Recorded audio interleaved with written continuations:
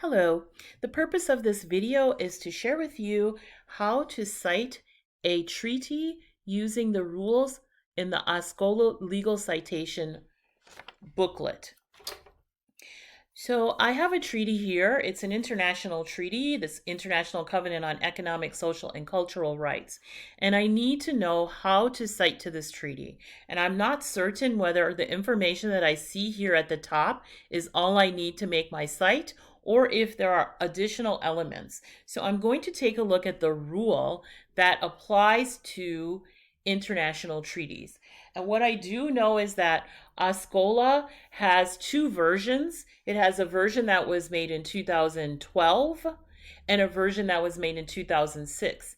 And I know for sure that the version in 2006 is the version for international documents. So I believe I'm going to be able to find the rule for how to cite this international treaty in the 2006 version. So let's take a look at that version. So this is the 2006 version. It tells me that it's for citing international law sources. And when I go to the table of contents, I see that treaties are the first item there. And as I scroll through, I come to the rule for treaties. So I am where I need to be. And let's take a look at this rule. I notice that the international treaties should be preferably cited according to the United Nations Treaty Series, the UNTS. And therefore, I know that if I can find the proper information from the UNTS, I should use that as my citations. So I need to then just double check some more information and see what it's telling me about further about citing these types of treaties. And one of the things that I notice is that it tells me to make sure I'm citing to the final act. And it seems like that it also requires me to have some information that tells something like maybe a volume number and a page number, because I see a number right before UNTS and then I see a number after. And I know from my understanding of citations that usually the first number is a volume number and the second number is a page number. So apparently this UNTS is set up with volumes and pages. As I scroll down, I get some examples of how to actually make my citation. And I want to find the example that's closest to what I'm doing for myself. So I know that I have something that's called the International Covenant on Economic, Social, and Cultural Rights. And it was adopted by the General Assembly. So maybe there's a treaty here that's similar to that.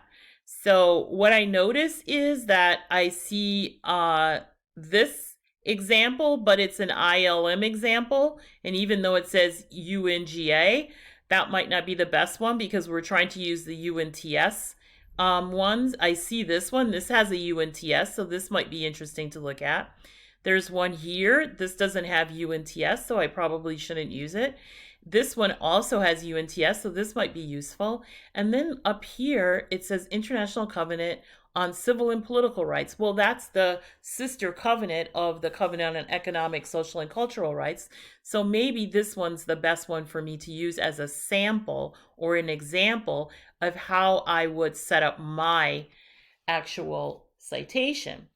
And one thing that's really important here is to take it apart and look at the different elements that comprise this whole citation. And the first thing I notice is that there's a title, and I do have the title, and then it says adopted, and it's in a parenthetical because it starts off with this bracket or this parenthesis. And then I tell adopted and I tell the date. Well, I have that information. I also have the information of when it was entered into force, but I don't have this number, the volume number, and the page number of my treaty. So I need to know how to get this information. And what I know is this is the UN Treaty series, so likely it's available on the internet. And if I navigate out and look up something called the United Nations Treaty Collection, I do come to this set of treaties. And I can actually do a search for treaties by name and come up with this particular treaty inside of the treaty collection. And if I do it this way, it helps me to be able to ensure that I have all of the information for my treaty, because when I look down here, it tells me something important that I was missing from my other version of the treaty, because it tells me the volume number and it tells me the page number here. So by looking here in this part of the document, I can find out the other information I need for my cite. So this particular covenant, the one that I am interested in, starts in volume 993 on page 3. And we can confirm that actually by clicking on this, and it's going to take us to the actual covenant. So if we take a look here,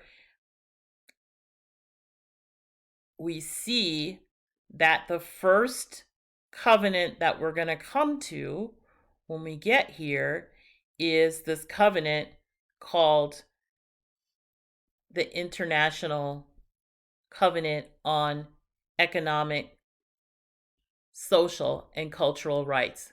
So it's right here, and it tells us again when it was adopted, and it tells us that it's on page 3. So we know now that we are in the right place, volume 993, page 3. We have the information that we need now to build our citation. So let's go out there and let's build the citation using the rule that we already had. So I'm here on whiteboard. This is the rule. I've just entered it on my whiteboard. This is the rule, it's sample that we got from OSCOLA, and now we need to use the same idea for our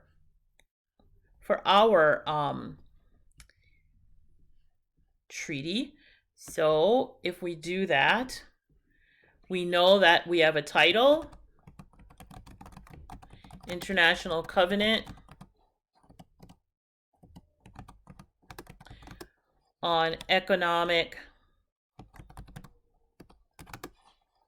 Social. I'm going to move this over a bit because it's going a bit too far. And cultural rights. Adopted. I don't remember the date. I'm going to write it in a bit. Entered. Again, I don't remember the date. I'll write it in again. We're going to put the end of our parentheses.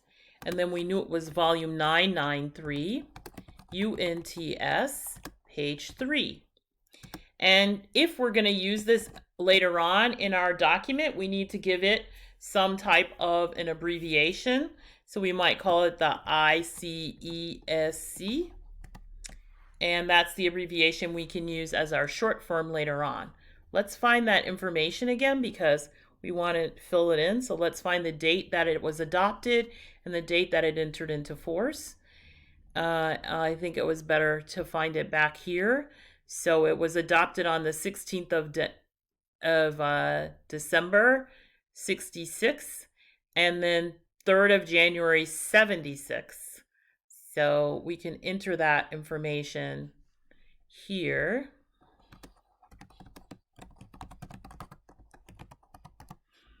And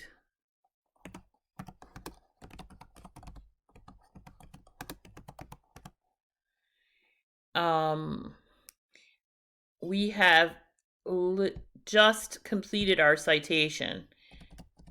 We just need to ensure that it looks like the one that we have as a sample. So we have our title. Yes, the full title is here. We have the adoption date. We have when it entered into force. And we also have the volume number and the page number that we got from the UNTS website. And now we've completed our citation. Again, let's look at the steps that we had to take in order to do this properly. the first thing that we had to do was we had to see what our actual treaty was, what kind of document it is. Well, it's a primary source, it's international. That gives us a clue as to which of the OSCOLA volumes that we need to use. We need to use the 2006 edition because that 2006 edition has the international documents. We went through this document then and we found that the treaties and the rules are on this page, and we read through it and we looked for a sample that was very similar to ours, and we used this sample. And then, knowing that we had a sample, we set up our own citation for our document using that sample. And we basically did everything that we saw there. For example, we saw a title, we saw an open parentheses, we saw adopted and a date, we saw a comma, we saw entered into force and another date, and then close parentheses. And then we had to tell the volume number, which we found at the UNTS site, as well as the page number. And again, a reminder, the UNTS site is here. We can do a search if we want to for the name of the treaty. And when we find that treaty, the treaty has information that gives us the things we need, volume number and page number. This ends our explanation of how to cite a treaty using OSCOLA.